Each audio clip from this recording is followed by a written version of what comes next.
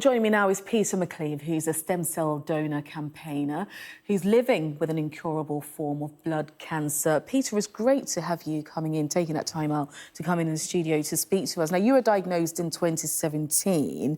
Just tell us a little bit more about your condition, living with it day in, day out. Yeah, so I was diagnosed with myeloma back in 2017, a bit like Antoinette, who you've seen before. It's, for me now, a regime of chemotherapy every day for 3 weeks, and then you get a week off. And just trying to sort of manage the day and take advantage of the time that you have. I mean, it's all about family, children, and making sure I get as much good time with them as I possibly can, because unfortunately myeloma is incurable, but with the right treatment it is manageable, and that's why with the stem cell donor, one of my aims is to hopefully try and find the match, not just for myself, but for everyone who needs one, and buy time until, you know, maybe the scientists can find a cure one day. It must take a lot out of you in terms of all the treatment that you're having, the energy that's taken out of you. I mean, how are you feeling today and how do you cope with it? Today is a good day, feeling well. This is my week off, so it gives the body a bit of a break and me time to reset, which is fantastic. And, you know, talking about it a lot, it's about readjusting your mind to this new world. Prior to a diagnosis of blood cancer, I had a career, family, loved my sport, and a lot of that changes. There are things you can't do because of the compromised body and immune system. But for me now, I see the benefits of raising awareness and talking to people about this, and trying to get people to understand that right now they have the power to influence this. They have the power within them right now, everyone who's watching this, to potentially save a life. And even if you don't get called up, talk about it and spread the message, because there are so few people on the register anyway, and there are so few people of minority ethnic heritage on the register. It means that the odds of anyone finding a match is slim, but even more slim for those people who are not a couple of generations white European, of which, although I look white European, my family hail from Southeast Asia, so no, not so easy. Absolutely. And we will talk a little bit more, actually, about Black and Asian stem cell donors, but you talked about raising awareness and talking about it. You're doing more than just talking, you're walking the walk. I mean, you launched the 10,000 donors campaign. Just tell us a little bit more about that, and also the number of people that you've managed to help in that time since you launched. 10,000 donors was my opportunity to take ownership of my situation. It became very clear that there were many things I couldn't take for granted anymore, but understanding that if I could find myself that stem cell donor match, then potentially I can look beyond the 7-year prognosis I was given back in 2017, that I could influence that.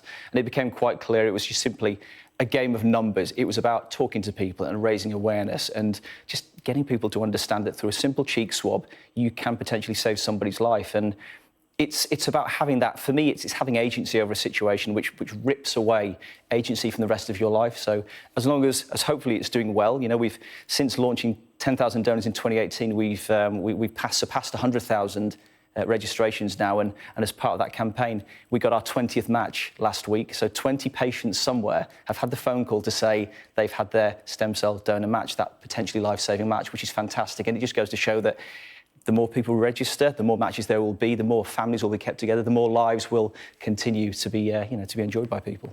Absolutely. And we touched earlier on, didn't we, about Black and Asian communities having to come forward, because there is a real shortage, isn't it? And you also touched on that, because actually you're saying that you don't look it, but you do come from Asian heritage, and so having to find a match is proving quite difficult as well. Significantly more difficult. And today, 2% of the UK population are on the stem cell donor register, so few people, but wonderful for someone in my situation, because I've got 98% of the UK population and the global population to go after. But the odds today are stacked against anyone of a minority ethnic heritage and mixed race heritage. 72% chance if you're white European, at best 37% chance if you are of any other minority ethnic heritage. And it's a health inequality that exists for a number of reasons, but it's not that they don't matter. What matters is doing something about it. And you know, I run this campaign called Gob For Good. It's the most recent campaign that 10,000 donors has run to, you know, raise awareness of using a cheek swab to swab your gob. Through something that simple, you can make that difference. And the core theme that flows through the Gob For Good campaign is the health inequality, and that we can't wait for other people to do this for us. We have to act today to help one another. And I think when people understand that and they realise that they need to help their community, they need to help fellow human beings, and they can do through a simple cheek swab, more often than not, people will step up and they'll register and try and make that difference. But we need tens of thousands of people, we need millions of people really to register from all communities, specifically communities who are wholly underrepresented. But as a patient, we just need one match. Yeah. It's that simple. And as you're saying, it's a numbers game as well, isn't it? Yeah. And Peter, I know that you've been doing a lot of work. I mean, you've been up on planes. I mean, you should have called us. We would have joined you on these activities. Oh, I'd do it again.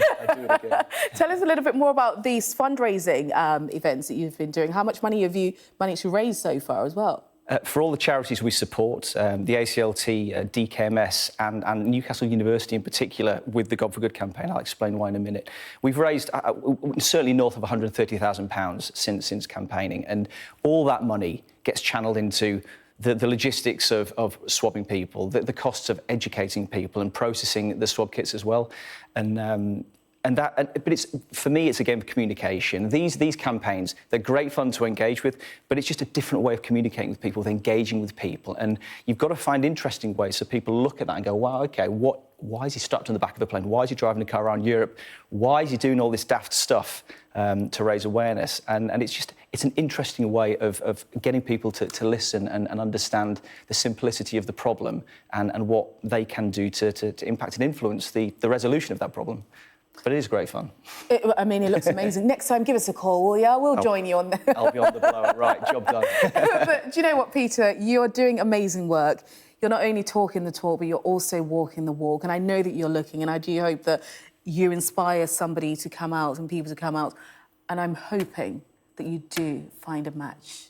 Thank you so much indeed for coming in to speak to us. Peter McCleave, the stem cell donor campaigner. Amazing work. Thank you.